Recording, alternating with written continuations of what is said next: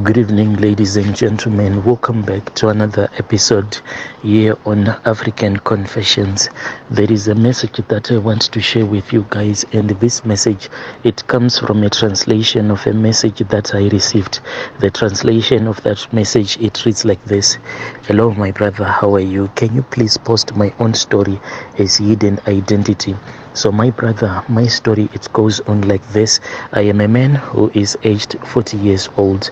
So my father, he had two wives, and my mother was like the second wife. What then happened was that when my father got married to my mother, there was so much trouble in the family. Everyone was like hating on my mother, but still my mother and my father, they loved each other. So my father, he was a manager at this other mine at the time when there were a lot of white people back home in our country. After those people had started living like the white guys, then things got so bad. So my father, he then managed to get some mining claims. My father had a lot of money, and all of his money, it was clean money. So at the time when my other brother wanted the share of that mine, when my father refused, that was when my brother was said to have gone to Mozambique. Whilst he was in Mozambique, when he started conducting his like business, he had some fishing boats there in Mozambique. That was when he got involved in things that involved a lot of using charms and rituals as well, because of the business that they were doing of illegally fishing and poaching for the fish. So when my brother got involved in all of these charms, that was when he got that idea of sacrificing my father, so that after my father would have died, then he can end up getting all of the mines, the claims that my father had at the mines. When my brother returned back home, he had bought my father some clothes, and specifically there was this other suit that when my father wore that suit, it was on a Sunday when he went to church. When he returned back from church at that time, he was now staying, most of the times he was staying with my mom, since like his other wife was always complaining because my father didn't want to give that other brother of mine a full share of his mining claims. So he said that he just wanted some peace. Whenever he wanted peace, he would be with my mother. He started complaining when we came from church, and he was like he was suffering from a terrible headache, and this headache, it never went away. What we were now doing, whenever my father would get so sick, we always kept these other ice blocks in the fridge. And when my father will get so sick, we'll take those ice blocks, put them in a towel, and we would wrap that towel around his head, so as to at least make my father feel a little bit better.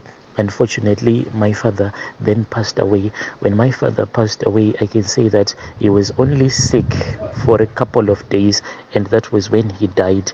On the day that my father passed away, my brother was on the day that my father died, my brother, that one who was working in Mozambique, he was already on his way going to Mozambique. We tried to get hold of him since he was like the firstborn son, and we could not get hold of him. His phone only went through. This was after we had finished burying our father, and this was not a good thing for you to be buried without your firstborn son being there. Anyway, after this, that was when there was a division in the family, because my mother and that other wife, who was a wife to my father, they started fighting over my father's property, and a lot of charms were being used, and we were left without having anything.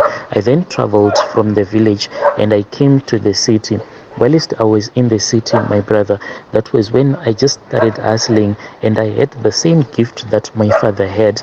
I found myself like involved with people that were buying and selling gold, and I was now making money, but it was not a lot of money. I then got involved with these other guys that were going to mine in an area that is called Mazowe. Whilst we were there in Mazowe, things were really difficult. There were a lot of syndicates that were involved, and a lot of people were like killing each other when we were digging up for the gold. So my other friend, he said that he knew that there was this other traditional healer who could assist us, like he was going to give us some charms so that when we are fighting with other syndicates, we won't be attacked so easily. We then went there, my brother. There was this other woman, this lady, she is a traditional healer. A lot of people that went to dig up for gold, they know this woman. This woman, she had like a single breast that was in the middle of her chest. I also saw that traditional healer that a lot of illegal miners went and consulted with. A lot of guys, they made a lot of money through this woman because she gave people charms so that when you go underground, you can just pick up gold as if it was nothing. We went there and we were looking for some powers. Then that lady said that instead of you having these powers to go around beating up people, is it not better that you get some charms that can make you rich enough so that you can stop going underneath the earth and looking for all of this gold? Because at one point in time you need to think about the future. You will never have the energy forever to keep going down underneath the earth digging up for this gold. So we then said that since you have given us this idea, then you need to tell us what exactly is needed. That old lady then said that the example that I can give you is when you go down underneath the earth, do you sweat or you do not sweat? We then said that yes, the job that we are doing, it requires a lot of hard labor. She said, then you see the things that I want to give you, like topologies that she was going to rent out to us. She said that when they will be working for us, because they were the ones that would go with us underneath the ground, then they will start digging up the gold for us and they will just hand it to us. She said this process, it requires a lot of hard labor for them. What are you going to pay them with? We said we do not have any money. Then she laughed and she said that in the spirit world they do not care for the money. They can actually give you all the money that you want. What they needed, she said that what her topologies needed were blood, because they sweat not like our normal sweat but blood. So each and everyone amongst us, it was the 12 of us, we had to sacrifice one amongst our relatives. So this woman, what she was doing was that she would place a walking stick. You know, there are these walking sticks that are used mainly by traditional healers from our country. She placed a walking stick onto the floor. Then she said that we had to jump over it. This was supposed to be done 3 times. So you had to mention the name of 3 people that you wanted to sacrifice. In my own case, I mentioned the name of that brother of mine who had my father killed, my sister and my mother. Some of the names that I had tried to mention, like my uncles, the walking stick had refused. So I then jumped the first time. Obviously, I had mentioned the name of my brother, that one that had his fishing businesses there in Mozambique. When I tried to jump, I felt that my legs were so heavy, as if there was a magnet that was located on the sole of my feet and located to that walking stick. I could not even manage to jump over that walking stick. I mentioned the name of my sister. Still, I felt that it seemed as if there was a ton of rocks that was placed on my feet. I could not even jump over that walking stick. The moment that I mentioned the name of my mother, I felt as if my legs were as light as a feather. I then jumped. Then I was told that this was my sacrifice. In that moment, since we were so many, there was no time to negotiate. And to the people that know, these people that usually go out to illegally mine for the gold, when you are in a syndicate, you become one with the syndicate. You are not allowed to think on your own. If you try to think on your own, the syndicate might even end up killing you. So this is what happened at that time when when my turn came and when I saw that I was supposed to sacrifice my mother, there was no more turning back.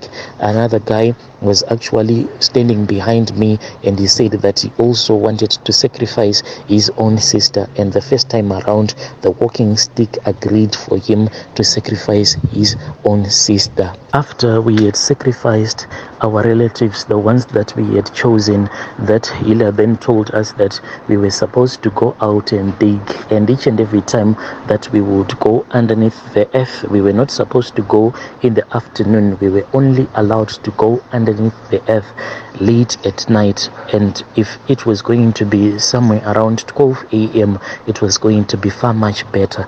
My brother, I had been in this industry for a very long time, but I had never worked so easy like I did at that time.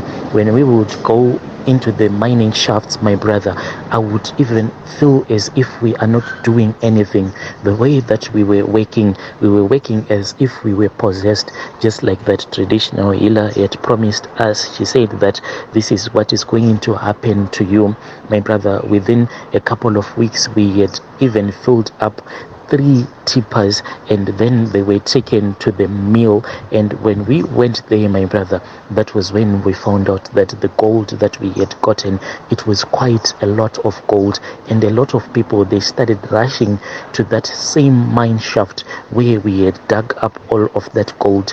So after we had split up the profits, I managed to buy 2 cars, 2 beautiful cars. And when I returned back home, my brother, the moment that my mother set her eyes on me, she then started bleeding from her nose. So people just said that maybe it was because she was feeling hot and excited at the same time. But I knew that this blood that was coming out of her nose, it meant that the sacrifice was about to be done. I knew that she was going to die within a couple of months, just like that traditional healer had told us. We started spoiling our relatives, those ones that we had mentioned as our sacrifice. As for my mother, I took my mother, I went with her everywhere. When I came to Musina to buy my 3rd car, I was with my mom, and I told her that this car, it was the car that I wanted to give her. I even told her that I wanted to take her on a vacation, but unfortunately my mother passed away. But when she was still alive, I tried by all means, my brother, to spoil my mother as much as I could. Then we were told that after the death of those relatives of ours, the ones that we had chosen to be our sacrifices, then we needed to have as many children as possible, because once the blood would be done, when the tokoloshes would have finished, like drinking up the blood of our 12 relatives, the ones that we had sacrificed, then more blood will be required. But this was going to take a very long time.